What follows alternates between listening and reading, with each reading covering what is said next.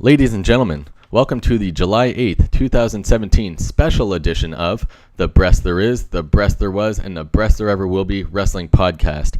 As always, I'm your host, Mikey B, and this is a special podcast because I am giving my predictions for the WWE pay-per-view Great Balls of Fire.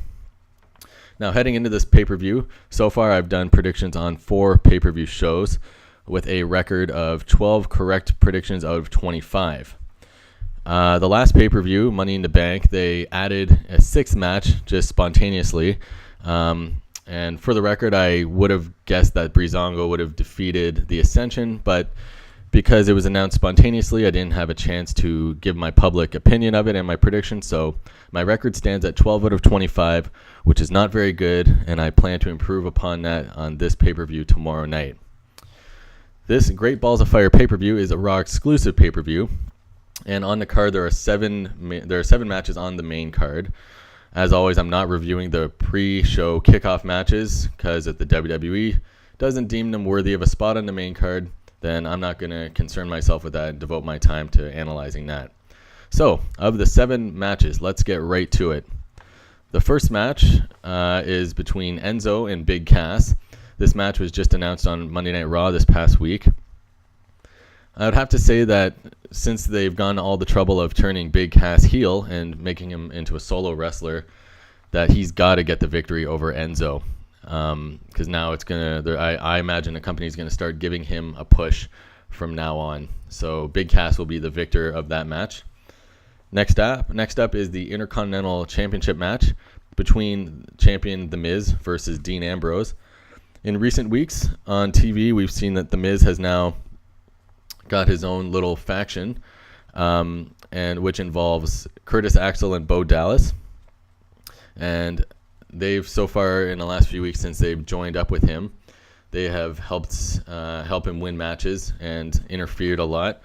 And I believe that they are going to prevent Dean Ambrose from winning on this night. So The Miz will retain the Intercontinental Championship match on this night, I believe. Next up is the 30-minute WWE Iron Man match for the Raw Tag Team Championships between champions Cesaro and Sheamus versus the Hardy Boys. This is a match this is a feud that has been going on for the last couple months, and I believe will culminate next month at SummerSlam. With SummerSlam looming, and that being one of the big 4 pay-per-views, I have a feeling that some of these feuds will last until that event. Or some will just keep going from that event forward. This is one that I could see being finally resolved at SummerSlam. And though I'm a fan of the Hardy Boys being the champions, I feel that the WWE, if they are smart about this, will wait till SummerSlam to give the titles back to the Hardy Boys to give a really huge pop for the crowd, and everyone would love that. So on this night, I feel that the heel tag team of Cesaro and Sheamus will find a way to retain their tag team championships. So they will hold on to the belts, and I believe they will win, setting up one last match for SummerSlam, which I believe the Hardy Boys will probably win, but we'll find out if that is the plans after all. But for this night, Cesaro and Sheamus will retain the championships. Next up is the match between Seth Rollins and Bray Wyatt. Seth Rollins was recently named the wrestler on the cover of the new WWE 2K18 video game. As well, Bray Wyatt has sort of publicly been involved in some bad situations in his personal life. I won't get too much into it, but there's been reports of him having an affair with a personality in the WWE company. So I guess his wife is now divorcing him. Regardless, like I said, I won't get too much into that situation. But with Seth Rollins getting that nice push from the company being on the cover, and with the personal stuff that's going on with Bray Wyatt, there's no way in my mind that they would let Bray Wyatt get the victory here. So Seth Rollins will be the winner of that match.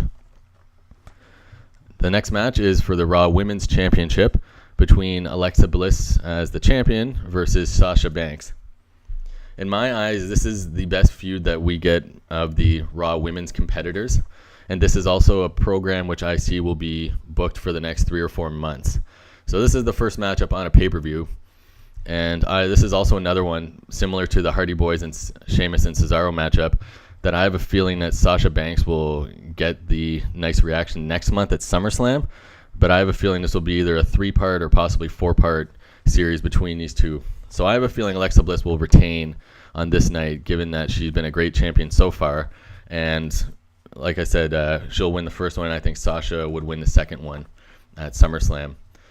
That's the thing I'm looking forward to so much about SummerSlam, is that they have matches from both shows. This is the first one since WrestleMania where we're getting the best feuds between both shows shown on a pay-per-view, which to me is the best thing the company should be doing anyways, combining the best talent into one.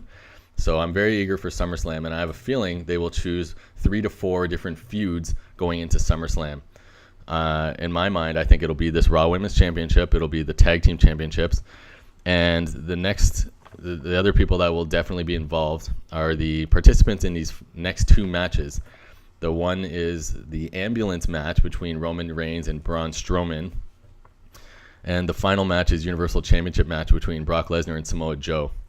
These are, to me, the most difficult matches to predict, these final 2, because like I said, I think next month all 4 of these men will be involved in SummerSlam. It's difficult to say, of course, what Vince is thinking and how they will each be booked, but with Brock Lesnar being so on the program and in the story so infrequently, you know that Vince has already talked him into appearing at SummerSlam. So I just have a feeling these 4 could wind up in a fatal 4-way match at SummerSlam. So you would have all 4 of them involved, and you'd still have some of the other best feuds on Monday Night Raw represented at SummerSlam. But not to get ahead here, we'll start with the ambulance match between Roman Reigns and Braun Strowman. This one's very difficult because both of these guys, the company for a while now has built up to be look very strong. So it's difficult to say that I don't think that it could be a clean finish, although it could. But I have to say that they're not making Roman Reigns lose clean too much recently. So he's gotta take this one. But I just suspect some foul play. I don't think that it'll be clean matches for this one and the next one. But I don't know how it's gonna play out. I mean, there's one theory that you could have Braun Strowman versus Brock Lesnar face off at SummerSlam, and then Roman Reigns and Samoa Joe. But I just don't. I think it would be best for business if they involved all 4 in the same match. So having said that, going into the final matchup, since Roman Reigns, I believe, will be the victor of the ambulance match, the final matchup for the Universal Championship is between champion Brock Lesnar and Samoa Joe. And I believe Samoa Joe will get the championship soon. I don't see it happening on this given event. Since Brock Lesnar is guaranteed, we know he will be at SummerSlam. I think it would look better if he retained the title and brought it into SummerSlam. And I believe these 4, like I said, would wind up in a match together, and then a new champion would probably get crowned from there.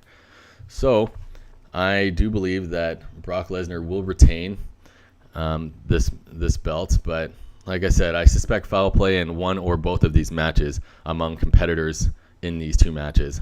It's really difficult to pinpoint exactly which, because Vince can go in any direction he chooses. So, but that's who I'm going with: Roman Reigns in the ambulance match and Brock Lesnar in the Universal Championship match. So that is it. Those are my predictions for the 7 matches on the main card. Like I said, I'm very eager to improve upon my record, to prove my worth to my listeners and show even more how vast my knowledge is on this company, and that I can foresee what they're going to do a lot of the times. But we shall see on Sunday. Hopefully, if this is the only Great Balls of Fire pay-per-view, they come up with a better name for the pay-per-view in this spot for next year, because this name is pretty awful. So we'll see what happens. So everybody, thanks for listening. Hope I'm right for all of these predictions, and I'll see you next time.